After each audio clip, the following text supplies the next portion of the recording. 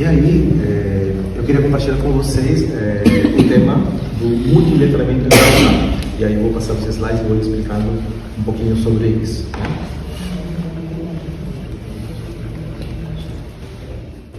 Multiletramento engajado é um projeto de extensão da PUC, né, feito por um grupo de pesquisa LACE. Né. Esse grupo de pesquisa envolve várias áreas de formação, né, linguística, formação de formadores e várias outras áreas disciplinas da PUC. Eu fiz mestrado na PUC, né, e a minha orientadora justamente é a incentivadora desse projeto, que se chama Brincadas, que eu vou falar, né, é onde se aplica um diretamente engajado na prática. Né. E esse grupo bastante diverso de pesquisadores, né, os quais fazem esse trabalho. Esse grupo lá, que eu falei, né? Linguagem e atividade no contexto escolar. Sim? E tem algumas fotos aí, porque é uma coisa bem participativa. Né? E acontece atividade nas escolas, né? Em várias escolas, e acontecem reuniões na PUC, onde a gente se junta a intercambiar tudo que foi feito. Né? E como que funciona esse brincar, esse feito brincadas? Né? Participam várias escolas, né? Tem escolas, por exemplo, de participação de grupos indígenas de Jaguaré, tem uma escola do litoral, do Guarujá, temos as escolas aqui da região mais próximas, né? Tem uma escola de Peru, né? São bem diversas as escolas, né? A gente entrou em contato com essas escolas através de professores que conheciam a meritadora Fernanda Liberali, que é a inspiradora desse projeto. Né? E então esse é o projeto e está dirigido para crianças de fundamental e médio. Né? Então, como que funciona esse projeto em Carlos? Né? Participam várias instituições educacionais, várias escolas do estado de São Paulo, né? Tem essa variedade de participação. Né? E o objetivo é que pesquisadores, que são alunos professores que trabalham nessas escolas, gestores escolares, né, quem está falando de comunidade, né, que já está sozinho, né, eles são um exemplo disso, né, e alunos, né, podamos juntos resgatar essas vivências que a gente tem, né, das nossas vidas, nosso dia a dia, para poder fazer análise crítica das nossas realidades e sair com propostas. Né? Isso é basicamente o que acontece. E ele não começou recentemente, ele começou em 2003 com um programa que se chama Programação Cidadã, né? Com atividades em diferentes locais de São Paulo, onde se tentava organizar as pessoas, organizar os alunos, organizar os professores para dar resposta às suas situações, aos problemas reais, né? Os problemas cotidianos. Né? Então tem algumas fotos aí de algumas atividades. Né? A partir de 2011, 2015, foram recolhidas todas essas experiências e se fez uma coletânea de experiências num livro que se chama Cadeia Criativa, justamente com a ideia de que ninguém está sozinho, né? E que o outro faz para a sua comunidade, me dá ideias de que eu posso fazer na minha, o que o outro aprendeu tentando, eu posso repetir ou adequar à minha realidade, da minha comunidade. Né? Então, esse criou esse professor de Cadeia Criativa, ela tem toda uma proposta pedagógica, metodológica por trás. Tá? E também tiveram ações, por exemplo, de ecologia social, de resposta às situações ambientais, né? Tem muito disso. E a partir de 2013 e 2020, se trabalhou numa linha de o que as mídias sociais, o que a tecnologia pode ajudar a gente a analisar e a dar respostas para essas diferentes situações. Né? Então teve também muito debate. Eu comecei a participar a partir de 2023, então fiz mesmo que estava finalizando meu mestrado, né? E aconteceu em 2020, quando aconteceu a pandemia. Né? Durante a pandemia, no âmbito escolar, o que mais teve foi o isolamento. As crianças em casa, né? Os professores preocupados como fazer para que os alunos fiquem isolados nas suas casas, se deprimindo, os pais não conseguirem trabalhar. Né? Teve uma situação assim, limite que a gente viveu no mundo todo. E a partir desse momento, muitos educadores a nível global começaram a se organizar para realizar atividades online que conectassem as pessoas, então são pessoas com diferentes temas, né? Então, aí que você criou o termo de brincadas, porque você brincava de uma maneira, né? Por exemplo, você comemorava a festa junina, carnaval, né? As pessoas se fantasiavam, e depois, pouco a pouco, foi se orientando a temas, por exemplo, como a diversidade sexual, como temas que a gente opina sobre o racismo, né? Onde se incentivava que os alunos, professores e coordenadores discutissem isso e saíssem com propostas de ação concreta, né? Então, nesse período que eu participei, na volta da pandemia, né, como presencial, e aí que acontece essa brincadas indo para a PUC, né? Então, quem participa? Gestores escolares, né? Professores e estudantes, né, de educação, familiares também, pais e alunos que participam, e pesquisadores da PUC, como eu tinha falado, né? Qual que era o objetivo traçado, né? A proposta era construir coletivos, né, para investigar a realidade social, pessoal, né? Compreender o sofrimento ético e político, né? Aqui tem uma terminologia que se refere a que o que a gente sofre não é porque eu sou ruim, porque eu não penso positivo, ou porque, né, me faltam habilidades. Não é uma coisa que individualmente, como põe no neoliberalismo, que eu possa resolver individualmente, não. Afeta a mim, afeta a outros, né? Então não é pela minha culpa, assim. É um problema social, né? Então esse sofrimento político é reconhecer que não sou eu o causante desse problema, mas sim eu tenho a possibilidade de mudar essa situação, né? Quando eu controlo os problemas mesmo, né? E também atrelar conteúdos escolares, porque se tratava de um projeto pedagógico, né? A proposta de superação do sofrimento político, levando em conta as diretrizes do BNCC, né? E praticar saberes de diferentes disciplinas, né? A gente escutou aqui de manhã sobre as disciplinas transversais, né? Você pode, a Susana do Chile estava falando, né? Levar as crianças para a horta e praticar conteúdos de matemática, de geografia, né? Outro objetivo é envolver a comunidade escolar, né, de forma mais ampla, né, e mobilizar o compromisso de todos esse projeto, né? Então estamos falando de pais, de vizinhos, né? E também avaliar a potência desses coletivos. O que acontece? Quando o Brincados começa, os educadores, os alunos iam para a PUC, eles executavam o trabalho que a gente fazia, só que quando voltavam para as suas escolas, eles não conseguiam dar continuidade. Isso acontece muito, né? Então a ideia dos coletivos era como fazer para dar sustentação a que isso se reproduza nas escolas. O que eles aprenderam nos encontros, ela possa ter continuidade e possa ser repetido nas escolas. Então a ideia dos coletivos era isso. E deu certo, né? Então por que brincar, né? Aqui a gente pega um tema do Vygotsky. Por que brincar? Porque quando a gente brinca, quando a gente é criança, quando a gente brinca, a gente um pouco que exercita as suas habilidades, né, de interpretar a realidade e agir em cima dela, né, de uma maneira mais descontraída, né? Então, quando a gente brinca de papai e mamãe, brinca de cozinha, brinca de escolinha, né, o que a gente está fazendo? Está treinando, né, habilidades, está desenvolvendo habilidades, está descobrindo o mundo, está reinventando o mundo, né? Então, quando a gente brinca, a gente um pouco que baixa um pouco a cobrança, né, da tentativa e erro, sabe? A gente tem direito a errar, mas quando está brincando, tudo bem, né? Então, isso de brincar permite exercitar isso de tentar errar e aprender, né, sem tanta carga, né, sem tanta coisa de cobrança, né? Então, brincar é mais divertido, é mais lúdico, né, e favorece também o aprendizagem, como fala Vygotsky, né? E você faz muito disso no Brincadas, para você pensar, né? Mas em que se baseia esse Brincadas? Né? Ele se baseia numa proposta da pedagogia dos multilentamentos, que nasceu de um grupo de educadores dos Estados Unidos, e que fala que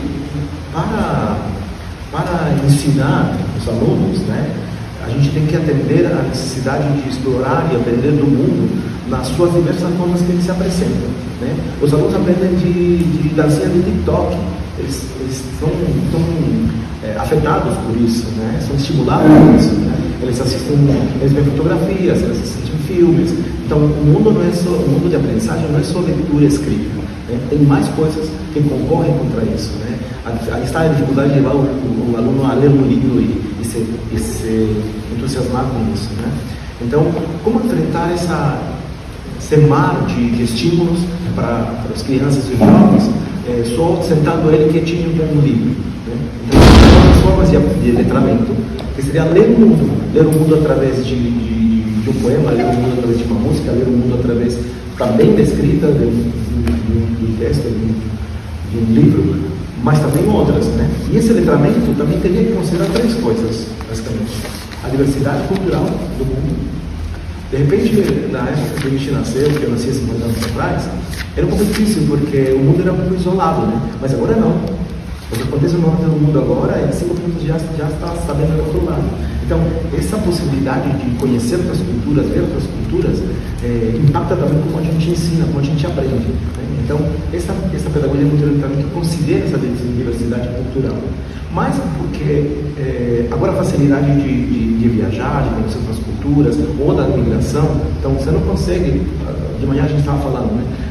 Quer implementar uma pedagogia sem considerar a realidade local, né? Então, esse ponto da multiculturalidade, pedagogia do tratamento vai nessa direção, né? Da multimídia, vou começar pela multimodalidade. Da multimodalidade, que você aprende de tudo que recebe tem os estímulos, né? O ouvido, o olfato, o gosto, né? Então, você lê o mundo, aprende o mundo de maneira distinta, né? De maneira diferente. Então, tem que ser multimodal a aprendizagem, né? Você aprende lendo, aprende fazendo, aprende ensinando, né? Você aprende olhando um quadro, você aprende analisando uma fotografia. Aí já refere a multimodalidade. E a gente está sendo afetado o tempo todo com essa multimodalidade, né? E, finalmente, multimídia, né? As tecnologias têm se desenvolvido muito, mas nossa capacidade de análise crítica vai ainda devagar. A gente estimula com muita tecnologia, com muita mídia, mas a gente não consegue. Então, a pedagogia do comportamento propõe isso, né? Ler o mundo e considerar essas 3 formas que a gente recebe e pode ler esse mundo. É isso que se refere ao comportamento. E isso foi um estudo que fez esse grupo em um longo grupo nos Estados Unidos, né? E eles resgatam muitas outras propostas pedagógicas, né? Uma análise de vários autores, e eles fazem essa missão, né? Da multiletramento, né? Aprender o mundo de diferentes maneiras, né? E também se resgata essa multiletramento engajado, resgata também a proposta do Paulo Freire, né? A partir da proposta da pedagogia do Brentin, né? De reconhecer uma realidade, né? de se emergir nessa realidade, entender, compreendê-la, né? Depois emerger, tomando a instância dela e conseguir analisá-la, e depois, o que eu faço com isso que eu refleti? Como posso mudar, pelo menos um pouco, minha realidade, né? Através da inserção, né? Então, multiletramento, pedagogia multiletramento, pedagogia primeiro, e aí Fernanda Liberali, professora, doutora da PUC, propõe que esse multiletramento seja engajado. Engajado em que sentido? Que ela considere temas de sofrimento social, né? Então, temas de racismo, temas de violência de gênero, de diversidade sexual, de pobreza, de crise ambiental, e todos os temas. Então, aprender o mundo, mas através do sofrimento que temos, pessoal, né? Basicamente. Então, como que é isso da multiletramento engajado, né? A proposta é que o que a gente executa nos encontros com brincadas é que a gente escolhe um tema, né? Por exemplo, bullying. A gente escolheu bullying numa época e a gente fez uma imersão disso, chamou os alunos, coordenadores, e a gente trouxe todas as notícias, vídeos, textos, toda a informação que a gente tinha sobre essa situação. E se imergiu, né, nessa realidade. O professor discutiu, avaliou como a gente se sentia. Foi muita introspecção, muita reflexão, né, se imergiu. Depois disso, a gente foi para a parte de construção crítica das generalizações, né, que era como analiso isso, né, por que acontece isso, né? Questiona, né? É uma política, né? É uma proposta neoliberal, é opressão humana, né? Porque acontece, toma distância e eu consigo avaliar de maneira de repente mais intelectual essa situação para poder pensar em uma saída, uma transformação. Então a imersão não se deixar abafar pelo problema. Às vezes a gente fala assim, vamos analisar nossos pontos negativos para poder melhorar. A gente faz uma lista dos pontos negativos, nossas fraquezas, e depois quando a gente quer ir para as fortalezas, quando quer ir para o positivo, a gente não consegue. A gente fica submerso só na negatividade. Então a proposta dessa metodologia é que a gente imerja-se para sentir com profundeza, mas também depois saia. Mas eu não sou só isso, eu sou mais do que isso. Eu tenho possibilidades. Aqui estão fazendo isso, também tem essa notícia positiva. Como fazer para que o sistema não nos abaixe e a gente só receba as notícias ruins, né? Que a gente consiga ver além do problema, entendeu? E venha as soluções. E finalmente, a produção de mudança social, o que eu posso fazer? Por mínimo que seja, né? Por mínimo que seja. Então, por exemplo, no exercício, as crianças, os jovens fizeram podcast, fizeram entrevista, fizeram dancinha de TikTok, por que não? Porque é a forma que se comunicam e chegam a outros, fizeram um poema. Né? Então, essa diversidade multimodal, né? A gente fala de letramento. Então, esse exercício de imersão, versão e inserção te traça um caminho, né? De entrada no problema, de análise e de saída. Né? E um exercício que a gente às vezes fica só na reclamação, fica só na queixa, fica só no sentido que a gente não pode, e a gente não consegue emergir para ver que tem outras pessoas lutando, que também tem coisas positivas, que também tem coisas para aprender. Então vamos nessa linha. Né? Gostaram aqui das fotos do imersão? Bem didático, né? Imersão, né? No fundo do mar. Imersão para ver o que ele coletou e depois inserção de organizar e fazer alguma coisa com isso. Né? Basicamente isso, né? Então, esse é um treinamento engalhado, né? Fala da imersão na realidade, que está vinculado à imersão do Paulo Freire e à prática situada do Neolondon Group, são conceitos. A construção crítica de generalizações fala da imersão do Paulo Freire e da instrução evidente e enquadramento crítico, que propõe o Neolondon Group. E a produção de mudança social, que seria a inserção do Paulo Freire e a prática transformadora do mundo. Né? Eu posso falar, isso é testemunho. Mais de 20 escolas que já passaram, né, por esse projeto. A evolução acontece no sentido que os alunos começam a ganhar autonomia, os professores começam a organizar-se entre eles e a perder esse medo de ser perseguido, né? Existe articulação com os pais, então existe essa força com os pais também, né? Não acontece em todo São Paulo, mas acontece em algumas escolas. É um efeito de demonstração, como diria Paulo Freire, o inédito viável. Né? É como criando gretas no sistema para ele ser de derrubar ele. Né? Então é um pouco essa abertura da esperança. Né?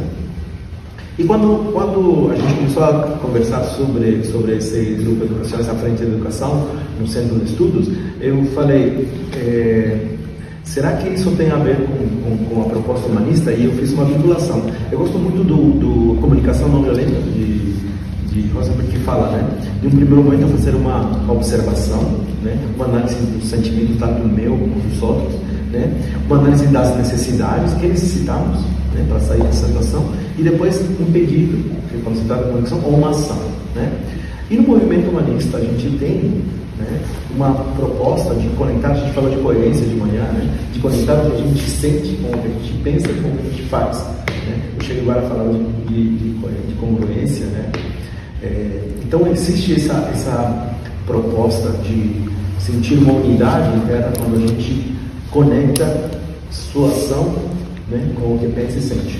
Então, combinando essas duas coisas, o movimento engajado e a análise da educação social, né, a minha proposta para esse grupo que está iniciando agora e que tomara que a gente mantenha contato para fazer mais coisas juntas, é que a gente exercite essa metodologia em cada encontro. Né? A gente escolhe um tema, a gente se imerge, né? Depois emerge para ver, para analisar, e depois o que a gente faz? Sei lá, como se manifesto, faz um vídeo, faz alguma coisa. Porque se citado isso, por mínimo que seja, a gente já quebra como que se chama? A estática, né? A gente quebra e começa a se mexer. Bom, basicamente é isso. Existem materiais, né? Existe o link do Brincadas, né? No Instagram, se chama assim, Projeto Brincadas. Existe o Facebook também, né? Tem um canal no YouTube, vocês podem ver. E existe também o Paulo Freire, o Instituto Paulo Freire, eu peguei algumas informações. Então é uma coisa real, concreta, né?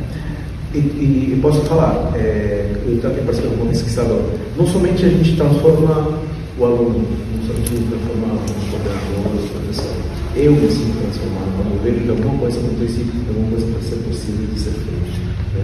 Acho que o mais importante é isso, né? Existe uma transformação pessoal, né? De abertura do futuro, de ser firme e coerente com uma ação, e também socialmente. Né? Bom, basicamente essa vai ser uma